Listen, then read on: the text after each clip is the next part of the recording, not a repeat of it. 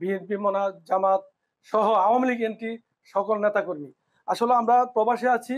আপনারা জানেন প্রবাসীরা কিন্তু রেমিটেন্স শাটডাউন দিয়ে দেখিয়ে দিয়েছে সরকারকে রেমিটেন্স কি জিনিস এবং প্রবাসী কি জিনিস। আজকে এখানে আমাদের কেন্দ্রীয় লিডার, কেন্দ্রীয় যুব দলের সাবেক সাংগঠনিক সম্পাদক ইসাক সরকার আছেন।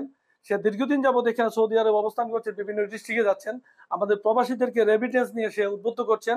এবং সে একটি মাই ল্যান্ড, একটি ডেভেলপার কোম্পানির কর্ণধার।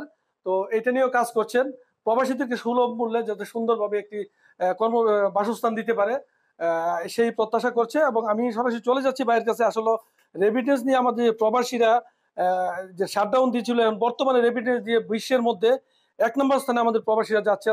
আমি তার অনুভূতিটা জানতে চাচ্ছি ইসাক সরকার ভাইয়ের কাছে। জি আলহামদুলিল্লাহ, আমাদের প্রবাসে অসংখ্য ভাই এবং বোনেরা কর্মরত অবস্থা আছেন। আপনাদের রেমিটেন্সের কারণে আমাদের বাংলাদেশ আজকে উচ্চ এবং অনন্য উচ্চতার মর্যাদায় অবস্থান করছেন। কিন্তু বিগত স্বৈরাচারী শাসন আমলে আপনারা দেখেছেন যে লুটপাটের কারণে ছাত্র জনতার গণ অভ্যুত্থানের মধ্য দিয়ে যে বিপ্লব সংগঠিত হয়েছিল, সেই বিপ্লবের অংশীদার হয়েছিলেন আমাদের প্রবাসী ভাইয়েরা রেমিটেন্স বন্ধ করে দিয়ে।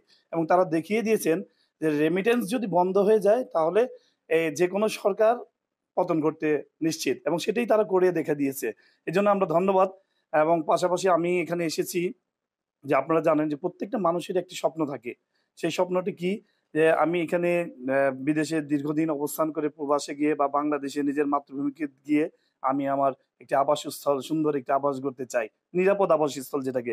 সেই লক্ষ্যকে সামনে রেখেই আমরা মাই ড্রিমল্যান্ড প্রপার্টিস লিমিটেডের পক্ষ থেকে আমরা এখানে কাজ করে যাচ্ছি এবং পর্যাপ্ত সাড়া পেয়েছি। স্বাদ এবং সাধ্যের মধ্যে স্বল্প আয়ের যারা আছেন তাদের ভবিষ্যৎ প্রজন্মর জন্য এবং ভবিষ্যৎ বুনিয়াদ গঠন করার জন্য আমরা একটি নির্ভরযোগ্য আবাসস্থল আপনাদের উপহার দিতে চাই এই মাইল্যান্ড প্রপার্টিস লিমিটেডের পক্ষ থেকে। এবং প্রচুর আমরা সাড়া পাচ্ছি, সবাই আমাদেরকে সহযোগিতা করছেন। ওনারা ফ্ল্যাট নিতে আগ্রহী এবং আমরা এই ফ্ল্যাট যথাসময়ে সাধ্যের মধ্যে থেকে যেটা করণীয় সেটা আমরা ইনশাল্লাহ নিশ্চিত উপহার দিতে চাই। এবং এই প্রপার্টিস লিমিটেড কোম্পানিগুলোর পক্ষ থেকে মানুষের যে একটা ভুল ধারণা ছিল যে অনেকেই টাকা দিতেন সময় মতো ফ্ল্যাট বা প্লট বুঝে পাইতেন না, সেটাকে আমরা এবার আমরা প্রমাণ করে দিব যে না, আপনাদের কষ্টার্জিত অর্থ সঠিক জায়গায় আপনারা যদি বিনিয়োগ করেন তাহলে আমরা ইনশাল্লাহ নিশ্চিতভাবে আপনাদেরকে একটি প্লট বা ফ্ল্যাট উপহার দিতে সক্ষম হব ইনশাল্লাহ। ধন্যবাদ।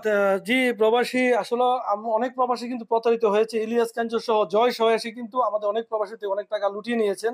আমরা আশা করবো এই ধরনের প্রতারণার শিকার যাতে প্রবাসীরা না হয়। আমি একটু এই কোম্পানির ম্যানেজিং ডাইরেক্টর ভাইয়ের কাছে সংক্ষিপ্ত জানতে চাবো আপনাদের সামনে পরিকল্পনা কি? জি, থ্যাংক ইউ ভেরি মাচ। আরটিভির সময়ত সাংবাদিক, থ্যাংক ইউ ভেরি মাচ। আমাদের আসলে আমার চেয়ারম্যান, ভাইস চেয়ারম্যান সাহেব যথার্থই বলেছেন, এর চেয়ে বেশি কথা আর নয়। তবে আমরা কমিটেড যে আমরা এক ভাইয়ের কষ্টার্জিত টাকা নিয়ে যথাসময় আমরা আমাদের কমিটমেন্টকে আমরা রক্ষা করব, আপনাদের অধিকারকে আমরা বুঝিয়ে দেব। সেটা স্বাদ এবং সাধ্যের মধ্যে। প্রথমেই আপনারা জমি কিনবেন, জমি আপনার নামে রেজিস্ট্রি হয়ে যাবে। দেন আপনার কনস্ট্রাকশন খরচ দিবেন, কনস্ট্রাকশন খরচের মধ্যেই আপনি ফ্ল্যাটটিকে বুঝিয়ে নেবেন। আর ডিউরেশন হচ্ছে 36 মান্থ। ইনশাল্লাহ আমরা কমিটেড আপনাদের প্রতি, আমাদের প্রতি, এবং আমরা চাই বাংলাদেশটি যে একটি নতুন অধ্যায় সূচনা হয়েছে, এই অধ্যায়ে যেন আমাদের বাসস্থানটাও যেন চমৎকার একটা অবস্থান তৈরি হয়। এবং এটা পূর্বাচলের একদম পাশেই, বাণিজ্য মেলার পাশেই আমাদের ঘিরে এই প্রজেক্টটা। ধন্যবাদ। আমি ভাইয়ের কাছে জানতে চাবো আগামী কেমন বাংলাদেশ চান আপনারা? আলহামদুলিল্লাহ, আমার আগামী বাংলাদেশ চাই স্বৈরাচার মুক্ত, শোষণ মুক্ত। এই যে আবাসন খাতকে তারা ধ্বংস করেছিল, আপনাদের আগে জানতেন বিএনপি থাকা অবস্থায় যে এই দেশে কিন্তু আবাসন ব্যাপক বিপ্লব ঘটেছিল, কিন্তু সেটা স্থবির হয়েছিল এই সরকার আমার এই স্বৈরাচারের কারণে। তো ইনশাল্লাহ আবার আমাদের যারা ডানপন্থী, আমরা যারা একসাথে থাকতে চাই, সুন্দর একটা ইউনিটি করতে চাই, আমরা এমন একটা সোসাইটি গড়বো যে এখানে আজান হবে, এখানে প্রতি 5 ওয়াক্ত নামাজে সবাই মিলে আমরা সমিত হয়ে নামাজ পড়বো এবং সুন্দর একটা সুখী সমাজ আমরা গড়বো ইনশাআল্লাহ। ধন্যবাদ। এখানে বিশিষ্ট ব্যবসায়ী আমজাদ হোসেন জানতে চাবো রেমিটেন্স নিয়ে তার একটু মতামত। আলহামদুলিল্লাহ, ধন্যবাদ জানাচ্ছি সর্বপ্রথম আরটিভি সাংবাদিক হানিফ সরকারকে। আমাদের অতি প্রথমে যে আমরা রেমিটেড যোদ্ধা আমাদেরকে বলা হয়, আমি বর্তমান এই সরকারের কাছে আমি বিনীতভাবে আবেদন করব যে আমাদেরকে রেমিটেড যোদ্ধা বলে আমাদেরকে পরিচিত হয়, কিন্তু আমাদের রেমিটেড যোদ্ধা হিসাবে জানি আমাদেরকে মর্যাদা দেওয়া হয়। আর বিশেষ ইনশাআল্লাহ। করে আমাদের এয়ারপোর্টে যে আমাদের হয়রানিটা করা হয়, আমাদের হয়রানিটা জানি নির্মুক্ত হয়, এবং পাশাপাশি আমরা স্বৈরাচার মুক্ত হয়েছি, এটাই আমাদের সবচেয়ে বড় দাবি। ধন্যবাদ। ধন্যবাদ। আমি ইয়াকুব সরকারকে জানতে চাবো, আসলে আমাদের কিছু কিছু আমরা দেখতে পাচ্ছি বাংলাদেশের মধ্যে কিছু কিছু বিভিন্ন দলের লোকজন আসলে বিভিন্ন অপকর্মে জড়িত হচ্ছে। তো আপনারা দেশে থেকে আপনার এদের বিরুদ্ধে কি মেসেজ আপনাদের? দেখেন, আমরা তো একটা সংগঠন করি, আমরা বাংলাদেশ জাতীয়তাবাদী দল বিএনপির পেছনে আজকে প্রায় 30 বছর যাবত রাজনীতি করি। আমাদের দল আমাদের শিক্ষা দিয়েছে যে সর্বপ্রথম হালাল রুজি উপার্জন করতে হবে। তো দলের কাজ করতে গিয়ে আমাদের জানেন, আমরা যে বিগত দিনে যে একটা ছাত্র জনতার গণ অভ্যুত্থানের মাধ্যমে এদেশ থেকে একটা স্বৈরাচারী নির্লজ্জ সরকারের বিদায় সম্ভব হয়েছে, এবং এর ধারাবাহিকতা অক্ষুণ্ণ রাখতে হলে আমাদের প্রিয় নেতা আগামী রাষ্ট্রনায়ক দেশনায়ক তারেক রহমানের নির্দেশ আছে যে কোনো ধরনের অন্যায় অপকর্ম বাংলাদেশ জাতীয়তাবাদী দলের ব্যানারে কেউ করতে পারবে না। এটা তার স্পষ্ট নির্দেশ, এবং সেই নির্দেশ অনুযায়ী আমরা কাজ করছি। ইতিমধ্যে আপনারা দেখেছেন যে আমাদের সাথে ইসাক সরকার এসেছেন। আমি আগেই বলেছি যে আমরা মুসলিম, উই আর মুসলিমস, এবং মুসলিম হিসেবে আমাদের যে আমরা যে ইবাদত বন্দেগী করি, এটা ইবাদতের কবুলের প্রথম শর্ত হচ্ছে হালাল রুজি উপার্জন এবং হালাল রুজি ভক্ষণ।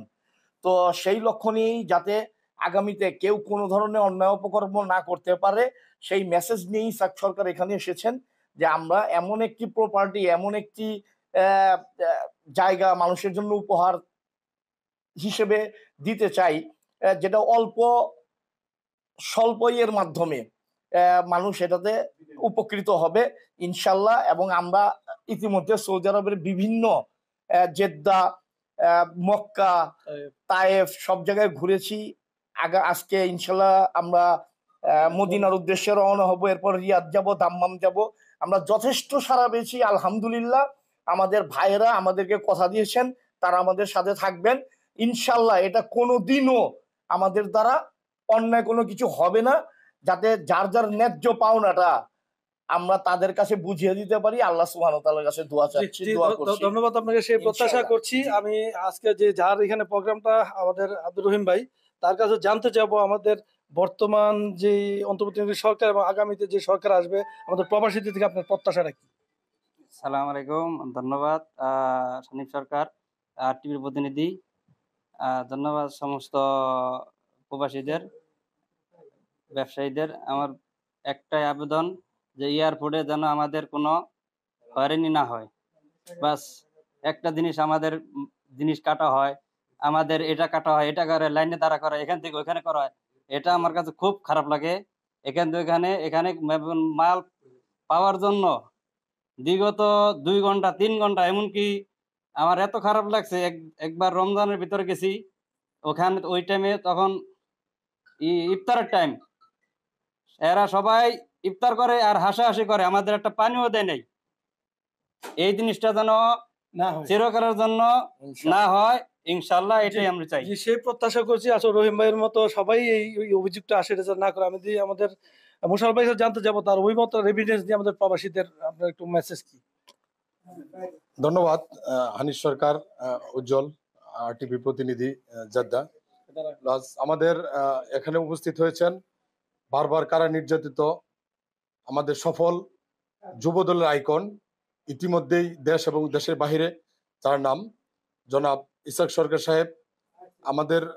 আমি আরটিভির মাধ্যমে সালাম জানাচ্ছি আমাদের তারুণ্যের অহংকার দেশরত্ন জনাব তারেক রহমান এবং দেশনেত্রী বেগম খালেদা জিয়া সহ যারা দেশে আছেন, আমরা তাদের সুস্থতা কামনা করছি। তারই সাথে আজকে আমরা যারা প্রবাসে আছি, আমাদের প্রবাসীদের যেভাবে মুখে বলে আমরা অনেক অনেক হেল্প করি বাংলাদেশের জন্য, তদ্রুপ ওই রকম কাজ কিন্তু হয় না।